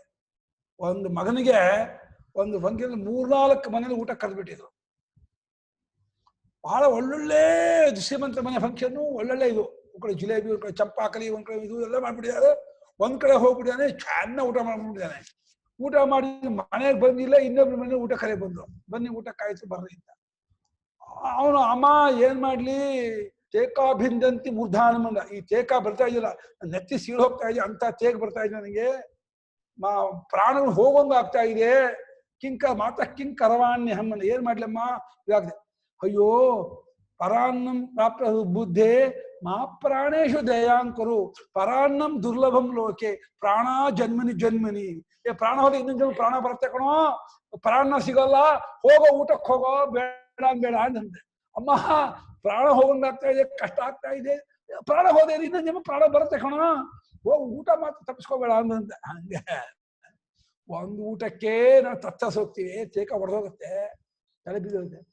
ಇನ್ನು ಈ ಜಗತ್ತನ್ನೇ ನುಂಗುವ ಪರಮಾತ್ಮ ಮಹೋದರ, ಎಂತ ಹೊಟ್ಟೆಯಿಂದ ಒಂದು ಈ ಜಗತ್ತನ್ನು ವಿಶ್ವಂಭರ. ಮಹಾಶನಃ ಬಹಳ ಹೆಚ್ಚಾಗಿ ಎಲ್ಲವನ್ನು ನುಂಗಾಕುವಾತನು. ಸ್ವಯಂ ಅವನು ಹೇಗಿದ್ದಾನೆ? ಅದೃಶ್ಯ, ಕಣ್ಣಿಗೆ ಕಾಣದವನು, ಯಾರಿಗೂ ಗೋಚರನಾಗೋದಿಲ್ಲ, ಯಾವ ಪ್ರಮಾಣಗಳಿಗೂ ಗೋಚರವಾಗುವುದಿಲ್ಲ, ಅವನು ಅದೃಶ್ಯನಾಗಿದ್ದಾನೆ. ಮತ್ತು ಭಕ್ತರಿಗೆ ಉಪಾಸಕರಿಗೆ ವ್ಯಕ್ತ ರೂಪ, ಎಲ್ಲಕ್ಕೂ ಅವನೇ ಕಾಣ್ತಾನೆ. ಯಾವ ನೋಡಿದ್ರು ಕೂಡ ಎಲ್ಲೂ ಆ ಪರಮಾತ್ಮನ ವಿಭೂತಿಯಾಗಿ ತೋರ್ತಾ ಇರುತ್ತೆ, ಪರಮಾತ್ಮ ರೂಪವಾಗಿ ತೋರ್ತಾ ಇರುತ್ತೆ. ಅಷ್ಟೇ ಅಲ್ಲ, ಈ ತೋರಿಕೊಂಡ ರೂಪ ಅವನ ರೂಪವೇ. ಈ ಜಗತ್ತೇನು ವ್ಯಕ್ತವಾಗಿದೆ ನಾವು ಅಂತೀವಿ, ಅವನಲ್ಲದೆ ಇನ್ನೊಂದು ವ್ಯಕ್ತವಾಗಿಲ್ಲ. ನಮಗೆ ನಾವು ಭೌತಿಕ ದೃಷ್ಟಿಯಿಂದ ಚರ್ಮಚಕ್ಷುಷಿನ ನೋಡ್ತಾ ಇದು ಅಚೇತನ, ಅಶುದ್ಧ, ಕೊಳಕು, ವಿಕಾರ ನೋಡ್ತಾ ಇದೀವಿ ಹೊರತು ಪ್ರತ್ಯಕ್ಷ ದೃಷ್ಟಿಯಿಂದ ನೋಡಿದ್ರೆ ಇದೆಲ್ಲ ಪರಮಾತ್ಮ ರೂಪವೇ. ವ್ಯಕ್ತ ರೂಪಶ್ಚ. ಮತ್ತು ಸಹಸ್ರಜಿತ್, ಸಹಸ್ರಂ ಜಯತಿ ಸಹಸ್ರ, 999 1,000 ಅಂತಲ್ಲ, ಲೆಕ್ಕವಿಲ್ಲದಷ್ಟು ಎಲ್ಲವನ್ನೂ ಗೆಲ್ಲುವನು. ಅವನಿಗೆ ಸೋಲೇ ಇಲ್ಲ. ಎಷ್ಟು ಜನ, ಸಾವಿರಾರು ಜನ ಇರಲಿ, ಸಾವಿರಾರು ಸಂದರ್ಭ ಇರಲಿ, ಎಲ್ಲದಲ್ಲೂ ಅವನೇ ಗೆಲ್ಲುವಾತನು. ಸಹಸ್ರಾಣಿ ಜಯತಿ ಸಹಸ್ರ, ಸಾವಿರಾರುಗಳನ್ನು ಗೆಲ್ಲುವಂತಹದವನು, ಎಲ್ಲೂ ಸೋಲನ್ನು ಕಾಣದವನು, ಯಾವಾಗಲೂ ಅವನು ಜಯಶೀಲನಾಗಿರ್ತಕ್ಕನು ಸಹಸ್ರಜಿತ್. ಅಷ್ಟೇ ಅಲ್ಲ, ಅನಂತಜಿತ್. ಸಾವಿರ ಯಾಕೆ, ಲೆಕ್ಕವಿಲ್ಲದಷ್ಟು ಎಲ್ಲ ಪ್ರಪಂಚವೇ ಅವನ ಅಧೀನ, ಇಡೀ ವಿಶ್ವವೇ ಅವನ ಕೈಯಲ್ಲಿದೆ. ನಮ್ಮ ಅಂಗೈಯೊಳಗೆ ನೆಲ್ಲಿಕಾಯಿ ಹೇಳ್ಕೊಂಡಂಗೆ ಇಡೀ ವಿಶ್ವವನ್ನೇ ಹೇಳ್ಕೊಂಡ್ಬಿಟ್ಟಿದ್ದಾನೆ. ಅನಂತಜಿತ್, ಅನಂತವಾಗಿರುವ ಪ್ರಪಂಚವನ್ನೇ ಗೆದ್ದುಕೊಂಡವನು, ಅದು ಮೀರಿದವನು, ಎಲ್ಲವನ್ನೂ ಮಾಡಿಕೊಡುವುದು. ಮೊದಲನೇ ನಾಮ ಇದೆಯಲ್ಲ ಯುಗಾಧಿಕೃತ, ಅಲ್ಲಿಗೆ 300 ನಾಮ ಆಯ್ತು. ವ್ಯಕ್ತ ರೂಪಸ್ಥಾನ ಅವ್ಯಕ್ತ ರೂಪಸ್ಥಾನ ಅಂತ ಹಾ, ರೂಪಸ್ಥಾನ ವ್ಯಕ್ತ ರೂಪಸ್ಥಾನ ಅಂತ, ಅವ್ಯಕ್ತಾನ ಅಥವಾ ವ್ಯಕ್ತ ರೂಪಸ್ಥಾನ? ಅದೃಶ್ಯ ವ್ಯಕ್ತ ರೂಪಶ್ಚ, ಅದೃಶ್ಯ ರೂಪಸ್ಥಾನ ಅಲ್ಲ, ಅದೃಶ್ಯ ಅವ್ಯಕ್ತ ರೂಪ ಎರಡು ಒಂದೇ ಅರ್ಥ ಆಗ್ಬಿಡುತ್ತೆ, ಪುನರುಕ್ತಿ ಆಗುತ್ತೆ. ಪುನರುಕ್ತಿ ಆಗುತ್ತೆ ಅನ್ನೋಕ್ಕೋಸ್ಕರವಾಗಿ ಅದೃಶ್ಯೋ ವ್ಯಕ್ತ ರೂಪಶ್ಚ, ಅದೃಶ್ಯೋ ವ್ಯಕ್ತ ರೂಪಶ್ಚ ಅಂತ ಮಾಡಿದ್ರೆ ಅದೃಶ್ಯನೂ ಆಗ್ಲೇ ಅವ್ಯಕ್ತ ರೂಪ, ಕಾಣದವನು, ತೋರ್ಕೊಳ್ಳೋದು, ಅವ್ಯಾಕೃತ ರೂಪ ಮಾಡ್ಕೋಬೇಕು. ಯಸ್ಮಾನ್ ಹಾಕೊಂಡೆ ಅವ್ಯಾಕೃತ ರೂಪ ಅಂತ ಏನಿದೆ, ಆ ಅವ್ಯಾಕೃತ ರೂಪವು ಪರಮಾತ್ಮನ ರೂಪವೇ ಮಾಡ್ಕೋಬೇಕು. ವ್ಯಕ್ತ ರೂಪ ಅಂತ ಇಟ್ಕೊಂಡ್ರೆ ಎಲ್ಲ ಜಗದ್ರೂಪದ ಸಾವಜಂಗಮಾತ್ಮಕವಾಗಿ ತೋರ್ಕೊಳ್ತಾ ಇರುವನು ಅಂತ ಮಾಡ್ಬೋದು.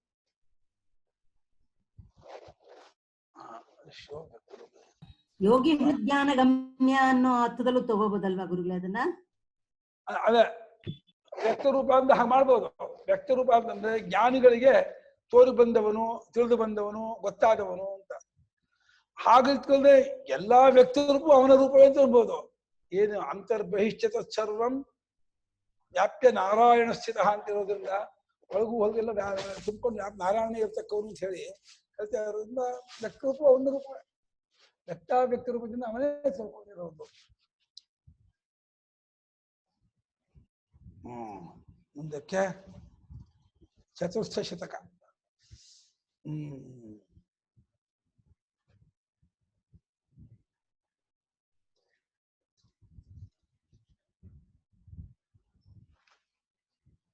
ಎಂಟರಿಂದ 17, 9 ನಾಮ, 10 ನಾಮ.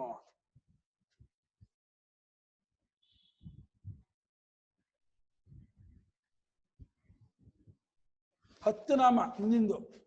ಇಷ್ಟೋ ವಿಶಿಷ್ಟ ಶಿಷ್ಟೇಷ್ಟ ಶಿಖಂಡೀ ನಹುಷೋ ವೃಷಃ ಕ್ರೋಧ ಕ್ರೋಧಕರ್ತಾ ವಿಶ್ವಬಾಹುರ್ಮಹೀಧರಃ ಇಷ್ಟೋ ವಿಶಿಷ್ಟ ಶಿಷ್ಟೇಷ್ಟ ಶಿಖಂಡೀ ನಹುಷೋ ವೃಷಃ ಕ್ರೋಧಃ ಕ್ರೋಧಕರ್ತಾ ವಿಶ್ವಬಾಹುರ್ಮಹೀಧರಃ ಇಷ್ಟಃ ಅವಿಷ್ಟಃ ಅವಿಶಿಷ್ಟಃ ಅವಿಶಿಷ್ಟಃ ಇಷ್ಟೋ ಅವಿಶಿಷ್ಟಃ ಅವಿಶಿಷ್ಟಃ ಶಿಷ್ಟೇಷ್ಟಃ ಶಿಖಂಡಿ ನಹುಷಃ ವೃಷಃ ಕ್ರೋಧಃ ಕ್ರೋಧಃ ಕ್ರೋಧಕೃತ್ ಕರ್ತಾ ವಿಶ್ವಬಾಹುಃ ಮಹೀಧರಃ.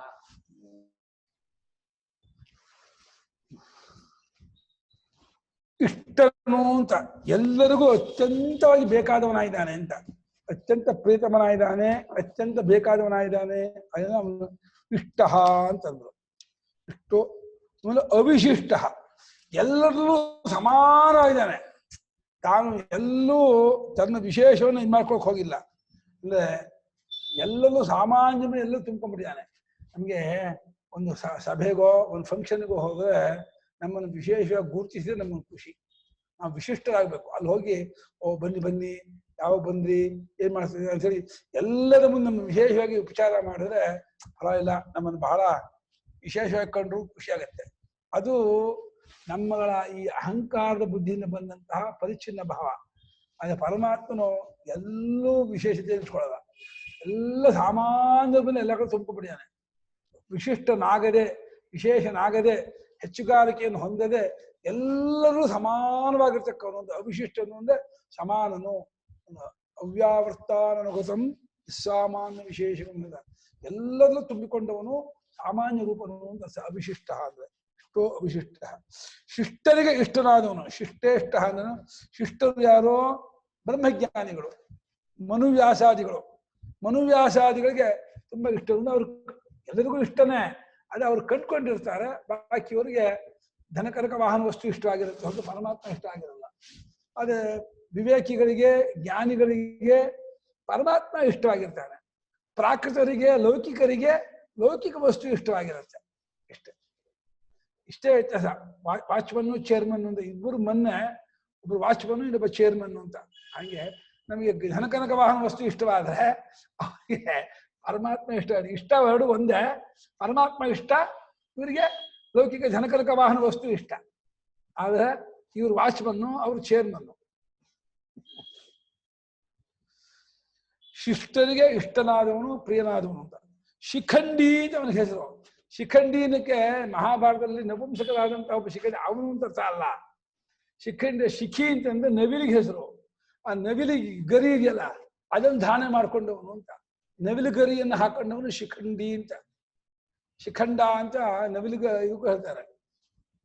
ನವಿಲಿಗಿರಿಯನ್ನು ಹೊಂದಿದವನು, ನವಿಲಿಗಿರಿ ಇಟ್ಟವನು ಅಂತ ಹೇಳ್ತಾರೆ. ಗೋಪವೇಷಧರ ಮಾಡಿದ್ದಾರೆ.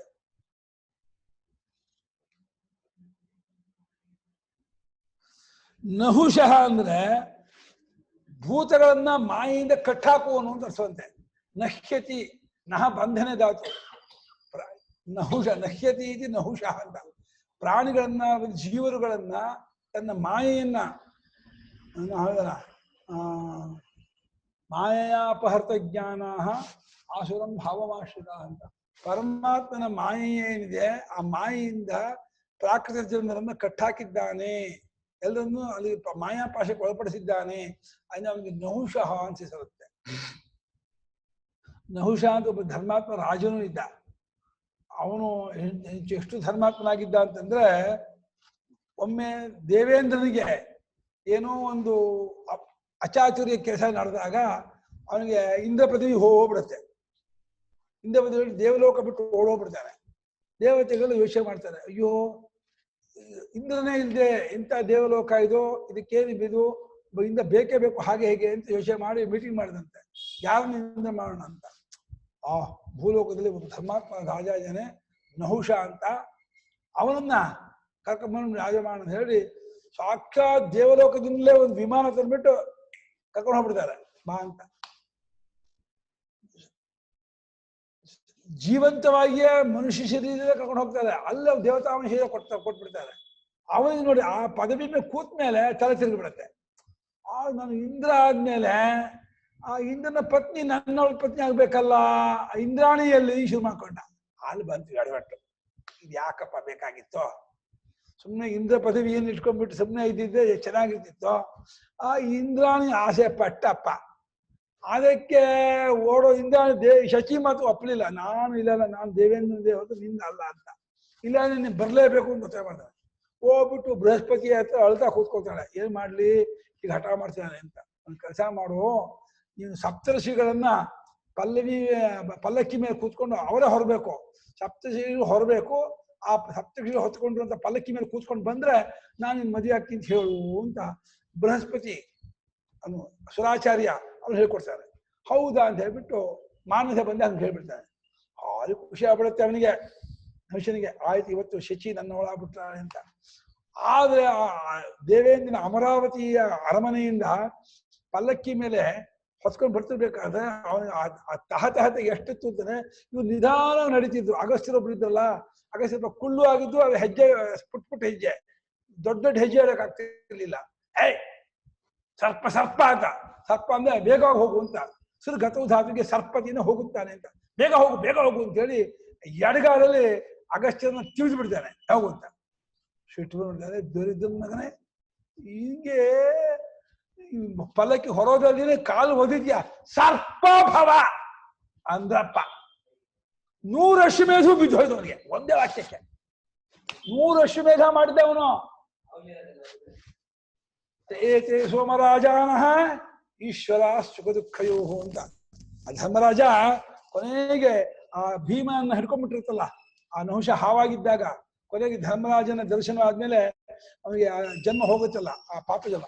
ಅವಾಗ ನನಗೇನಾದ್ರೂ ಒಂದು ಉಪದೇಶ ಮಾಡು ನಹುಷ ಮಹಾತ್ಮ ಅಂತ ಹೇಳಿ ಧರ್ಮರಾಜ ಕೇಳ್ಕೊಂಡಿದ್ದಕ್ಕೆ ಧರ್ಮರಾಜ ಒಂದೇ ಒಂದು ಮಾತು ಹೇಳ್ತೀನಿ, ಆ ಬ್ರಾಹ್ಮಣರ ಮಾತ್ರ ಎದು ಹಾಕೋಬೇಡ, ವೆರಿ ಡೇಂಜರು. ಅವರನ್ನು ಮಾತ್ರ ಅವ್ರು ಕಟ್ಕೊಂಡ್ರು ಕಷ್ಟ, ಬಿಟ್ಕೊಂಡ್ರು ಕಷ್ಟ, ಬೆಂಕಿ ಚೆಂಡ ಹಾಕೊಂಡಂಗೆ ಎಲ್ಲಾ ರೀತಿಯಿಂದ ಎಲ್ಲವೂ ಮಾಡ್ತಾರೆ. ನಮ್ಗೆ ನಮ್ಮನ್ನ ಬ್ರಹ್ಮಲೋಕಕ್ಕೂ ಎಸ್ಕೊಂಡು ಹೋಗ್ತಾರೆ, ಪಾತಾಳಕ್ಕೂ ತಳ್ಳಿಬಿಡ್ತಾರೆ. ಅವರನ್ನು ಮಾತ್ರ ಎದುರು ಹಾಕೋಬೇಡ, ಇದು ಒಂದೇ ನನ್ನ ಉಪದೇಶ, ಜ್ಞಾಪಕ ಇಟ್ಕೋ ಅಂತ ಹೇಳಿ ಹೋಗ್ತಾರೆ. ನಹುಷಃ ಇಲ್ಲಿ ಮಾಯಾ ಬಂಧನವನ್ನು ಉಂಟು ಮಾಡುವ ಅಂತ.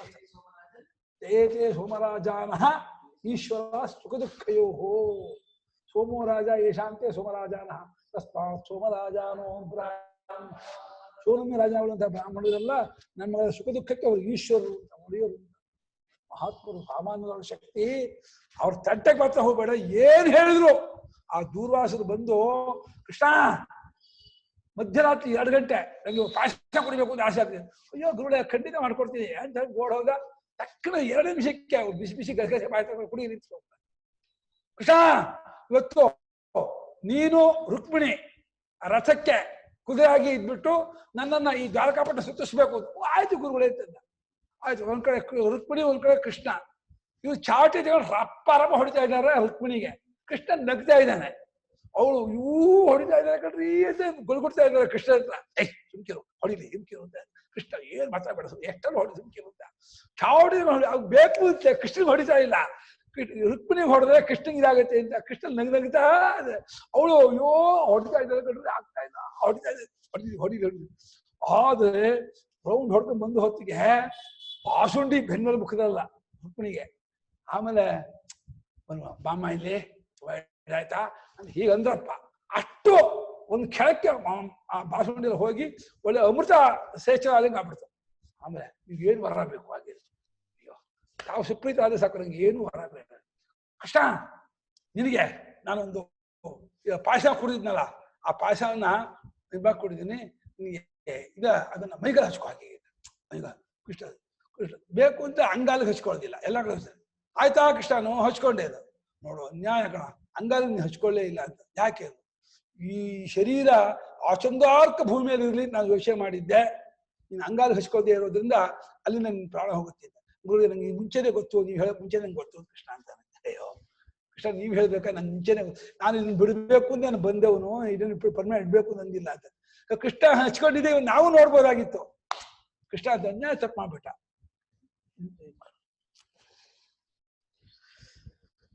ನಹುಷೋ ವೃಷಃ. ವೃಷಃ ಅಂದ್ರೆ ಶ್ರೇಷ್ಠನು, ಪ್ರಧಾನನು ಅಂತ ಅರ್ಥ. ವೃಷಃ ಅಂದ್ರೆ ಕ್ರೋಧ, ನಮ್ಮಗಳ ಸಿಟ್ಟನ್ನ ಸಂಹಾರ ಮಾಡುವಾತನು, ಸಿಟ್ಟನ್ನ ನಮ್ಗೆ ದಮನ ಮಾಡುವಾತನು, ಸಿಟ್ಟನ್ನು ಪರಿಹಾರ ಮಾಡ್ತಾನೆ. ನಮ್ಗೇನೋ ತುಂಬಾ ಸಿಟ್ಟಿದ್ರೆ ಪರಮಾತ್ಮ ನಂಗೆ ಯಾಕೋ ತುಂಬಾ ಸಿಟ್ಟಿದೆ, ನನ್ನ ಸಿಟ್ಟನ್ನ ನೀನು ಪರಿಹಾರ ಮಾಡು, ಸಿಟ್ಟನ್ನು ಕಮ್ಮಿ ಮಾಡು ಅಂತ ಅವನ್ನ ಕೇಳ್ಕೊಂಡ್ರೆ ನಮ್ ಕೋಪವೆಲ್ಲ ಮಾಯ ಆಗ್ಬಿಡುತ್ತೆ. ಪರಮಾತ್ಮ ನಮ್ಮ ಕೋಪವನ್ನು ಬಿಡಿಸ್ತಾನೆ. ನಮ್ಗೆ ಕೋಪ ಬಿಡೋಕ್ಕಾಗಲ್ಲ, ಪರಮಾತ್ಮ ಬಿಡಿಸ್ಬೇಕು ನಮ್ಮ ಕೋಪವನ್ನು. ಇನ್ನು ಸಂದರ್ಭ ಬಂದ್ರೆ ಕೋಪವನ್ನು ಮಾಡ್ಕೊಳ್ಳುವನ ಕ್ರೋಧ ಕೃತ. ಇವನನ್ನ ಹಿರಣ್ಯಕಶಿಪುವನ್ನ ಸಂಹಾರ ಮಾಡ್ಬೇಕಾದ್ರೆ ಎಂಥ ಕೋಪ ತಗೊಂಡ. ಅಯ್ಯೋ ಆ ನರಸಿಂಹ ಉಗ್ರ ನರಸಿಂಹನಾಗಿ ತಿಳ್ಕೊಂಡಾಗ ಸಾಕ್ಷಾ ಲಕ್ಷ್ಮೀದೇವಿ ಗಡಗಡ ನೋಡ್ಕೊಬಿಟ್ಲು. ಅಯ್ಯಯ್ಯೋ ನಂಗೆ ನೋಡಕ್ಕಾಗಲ್ಲ ಇದನ್ನ ಅಂತ ಓಡಬಿಟ್ಲು. ಆ ಬಂದವಳು ಎಂಟರ್ ಆದವಳು ಹಾಲಿಗೆ ಇವ್ರು ನಮ್ ಯಜಮಾನ್ರ, ಅಯ್ಯೋ ನಂಗೆ ಆಗಲ್ಲ ಓಡೋಗ್ಬಿಟ್ರು. ಆಮೇಲೆ ಪ್ರಹ್ಲಾದನ ಕಳಿಸಿ ಪ್ರಹ್ಲಾದ ಕೋಪವನ್ನು ಉಪಶಮನ ಮಾಡಿದ್ರೆ ಎಲ್ಲರೂ ಓಡ್ ಬಂದ್ರು. ನಾನು ಬಂದೆ. ಪ್ರಹ್ಲಾದ ಬರ್ಬೇಕಾಯ್ತು ಕ್ರೋಧನ ಮಾಡ್ಕೊಳಕ್ಕೆ. ಪರಮಾತ್ಮ ಕೋಪ ಬಂದ್ಬಿಡ್ತು ಅಂತಂದ್ರೆ ಇಡೀ ಯಸ್ಯ ಶುಷ್ಮಾ ದ್ರೋಜಸಿ ಅಭ್ಯಸೇತಾಂ ಜಾವಾಪಶು ಗಡಗಡ ನಡುಗತ್ತಂತೆ ಪರಮಾತ್ಮ ಸಿಟ್ಟಾಗ್ಬಿಟ್ರೆ. ಕ್ರೋಧ ಕರ್ತ, ವಿಶ್ವಕ್ಕೆ ಕರ್ತ, ವಿಶ್ವವನ್ನೇ ಉಂಟು ಮಾಡಿರುವ ಆತನು.